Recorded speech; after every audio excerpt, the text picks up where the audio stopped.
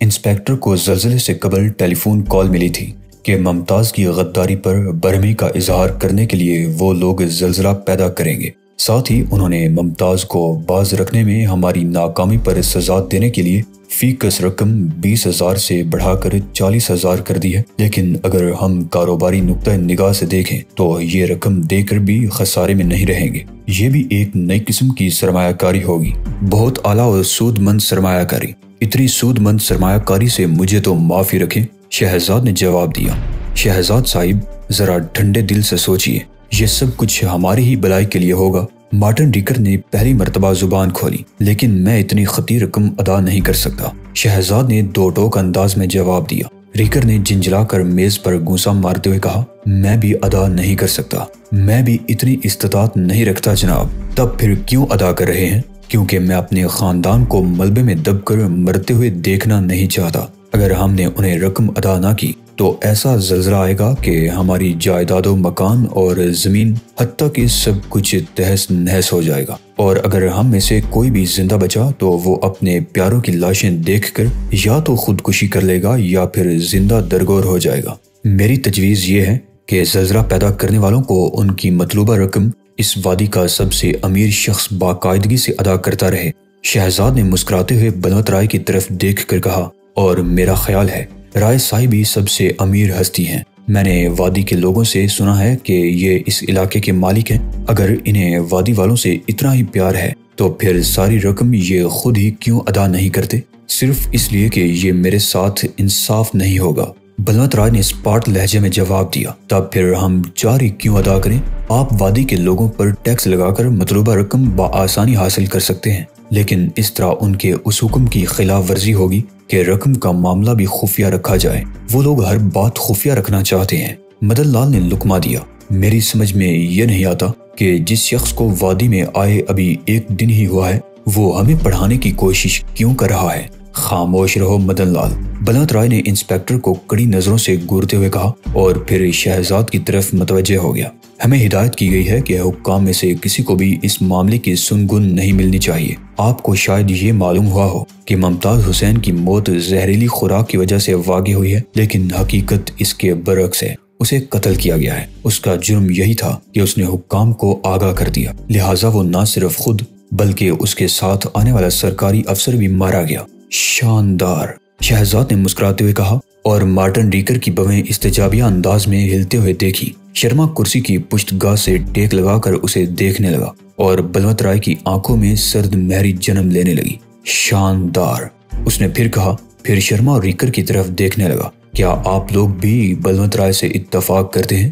ریکر کے چہرے پر حیرت کی پرچھائیاں لرزنے لگی۔ میں سمجھا نہیں، شرما نے کہا۔ میں پوچھ رہا تھا کہ کیا آپ لوگ واقعی رقم ادا کرتے ہیں یا محض مجھے لوٹنے کی منصوبہ بندی ہو رہی ہے؟ ہم ادائیگی کرتے ہیں، شرما کے جواب پر ریکر نے بھی اس بات میں سر ہلا دیا۔ ٹھیک ہے حضرات، میں آپ کی رقم بچا لیتا ہوں، شہزاد نے بڑے اعتماد سے اعلان کیا۔ میں آپ کے سامنے اس شخص کو بے نقاب کیے دیتا ہوں جو سب کو بلیک میل کر رہا ہے۔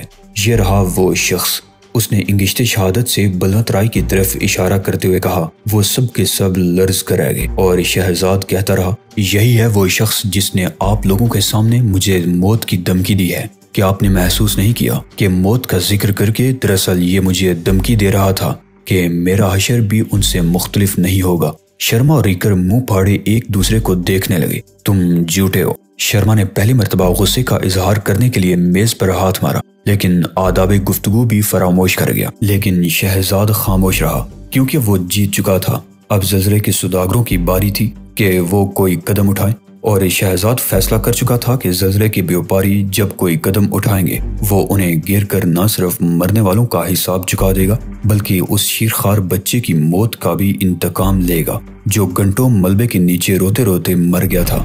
فیصلہ کرنے کے لیے نہ تو سینموگراف دیکھنا پڑا اور نہ ہی کمپیوٹر حاصل کرنا پڑا۔ شہزاد کو بہر صورت مرنا تھا، اس کی شخصیت خطرناک ہو سکتی تھی، اور بلا انسپیکٹر مدن لال کو شہزاد کی موت پر کوئی اعتراض ہو سکتا تھا۔ وہ ایک ٹرالر کے اندر لکڑی کی کرسی پر بیٹھا باہر دیکھ رہا تھا، وہ ان کے حسن کی تاب نہیں لا سکتا تھا، لہٰذا اس نے ان کی طرف دیکھنے کی کوشش بھی نہیں کی۔ تم ممتاز حسین کے ساتھ تھی نا؟ مدن لال نے موضوع بدلتے ہوئے کہا، اور تم ہی نے اسے قتل بھی کیا ہے؟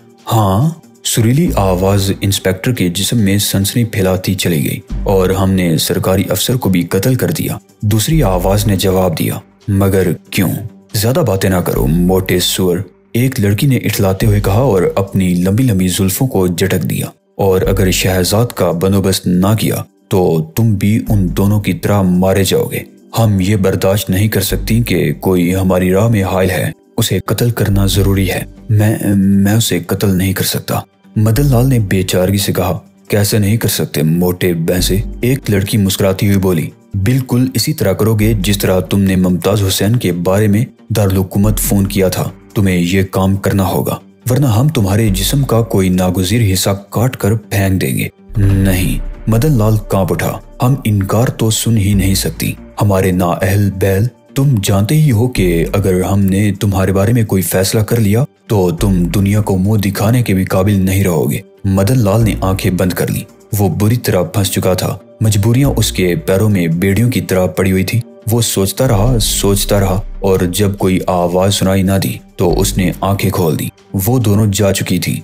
वो खड़ा हो गया और उसने गर्दन झटकते हुए सोचा कि मैं शहजाद को कत्ल नहीं करूंगा, क्योंकि वो मुझसे वादा लिए बगैर चली गई हैं। वो जानता था कि लड़कियां अब खुद ही शहजाद का खात्मा कर देंगी। उसने फैसला किया कि वो शहजाद की लाश देखने भी नहीं जाएगा, वरना उसे फिर मतली होने लगेगी।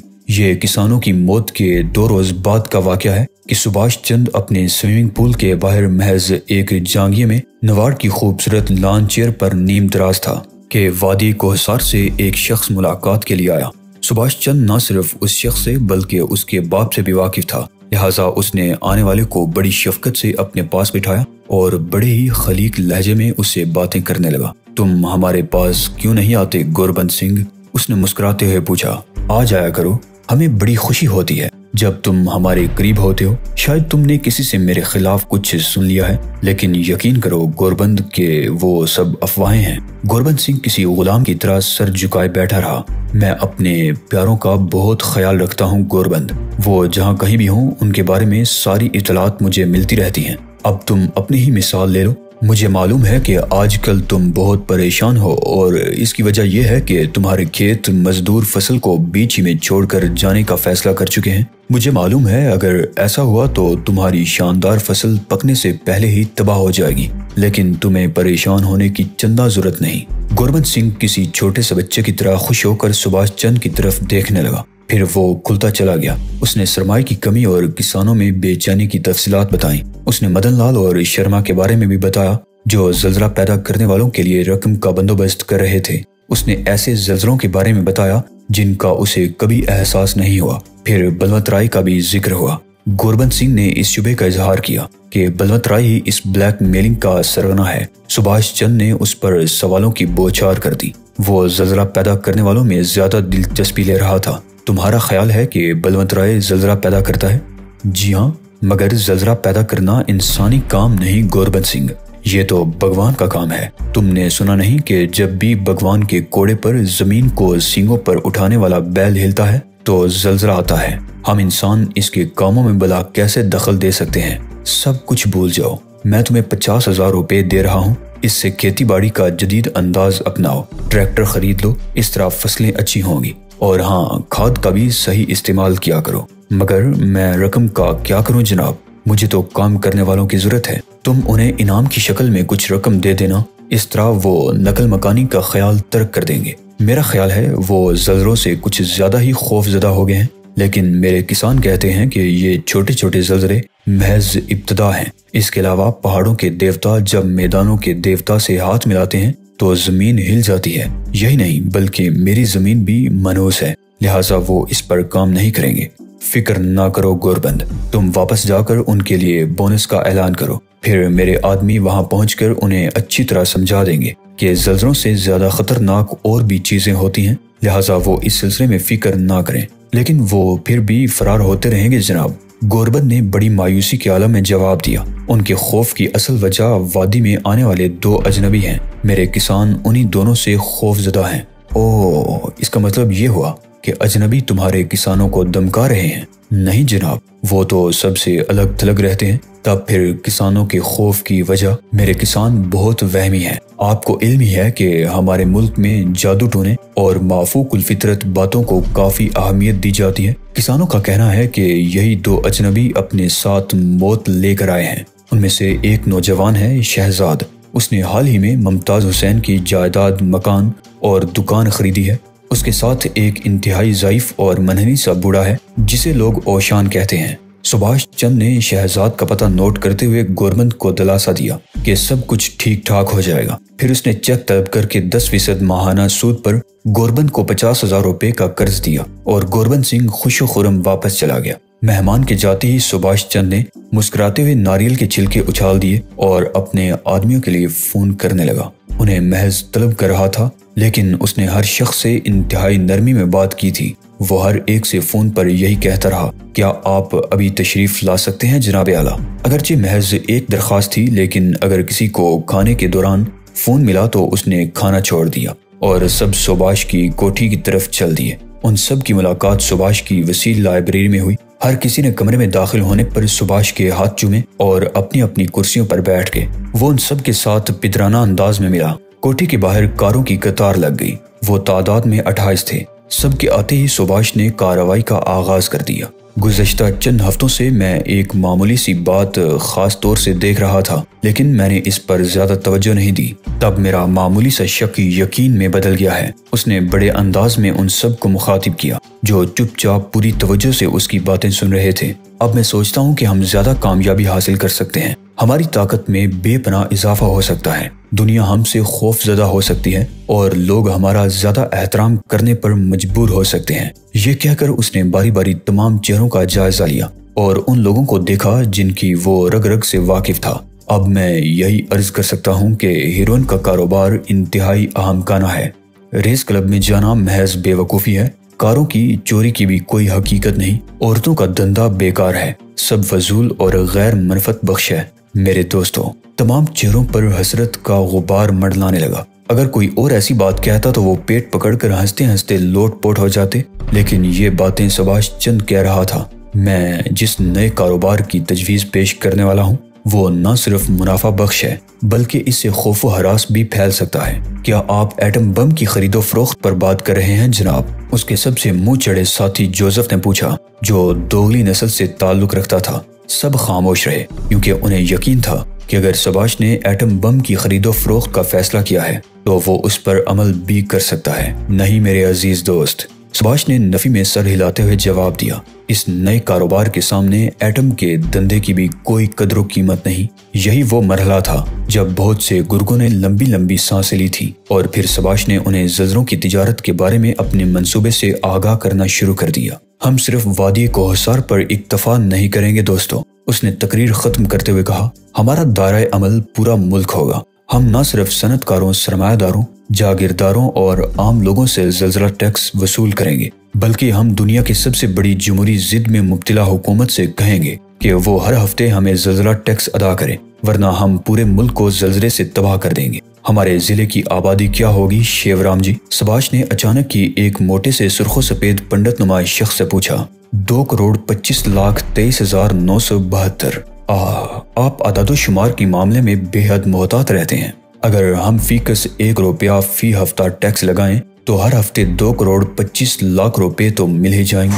1 کروڑ روپیہ صوبائی حکومت اور اتنی رقم مرکزی حکومت سے وصول کی جائے گی۔ اس طرح 3-4 کروڑ سے زیادہ کی رقم بنے گی۔ لیکن اگر آپ لوگوں کو یہ بھی کم محسوس ہو تو ہم ہر مل، ہر کارخانے اور ہر جاگیردار پر اضافی ٹیکس بھی لگا سکتے ہیں۔ عوام اور سرمایہ داروں سے تو رقم مل جائے گی، لیکن مرکزی حکومت یقیناً انکار کر دے گی۔ جوزف نے خدشہ ظاہر کیا، تب پھر ہم وہ ہتھیار استعمال کر سکیں گے جس سے زلزلہ پیدا ہوتا ہے۔ ہم پہاڑوں اور وادیوں کو نچاتے رہیں گے حتیٰ کہ مرکزی اور صوبائی حکومت ہمارا مطالبہ نہ مان لے۔ لیکن وہ کیا چیز ہے جس سے زلزلہ پیدا ہوتا ہے؟ امر ناتھ نے پوچھا۔ اس کا تو مجھے بھی علم نہیں۔ سبھاش نے صاف گوئی سے کام لیا۔ کیا وہ ہتھیار ایٹم بم سے بھی زیادہ طاقتور ہے؟ جوزف نے سوال کیا۔